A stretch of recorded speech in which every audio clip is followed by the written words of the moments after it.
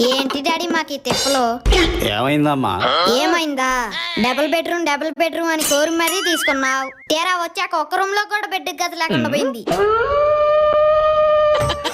తీసుకుంటాలేరా నిదానంగా. ఇంకెప్పుడు వచ్చి 2 నెలలు అవుతుంది. అబ్బా మంచి రోజు చూసి తీసుకుంటాలేరా. డబ్బులున్నప్పుడు తీసుకుంటా అని చెప్పొచ్చుగా. ఏయ్ డబ్బులు లేక కాదే, మంచి మోడల్ కోసం చూస్తున్నా. అవునా?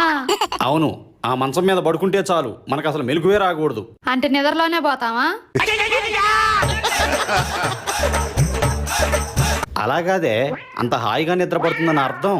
ఏమాయో ఏంటో, మనం ఎన్ని ఇబ్బందులు పడ్డా పర్వాలేదు, కనీసం పిల్లల కోసం అన్న త్వరగా తీసుకోబోవా.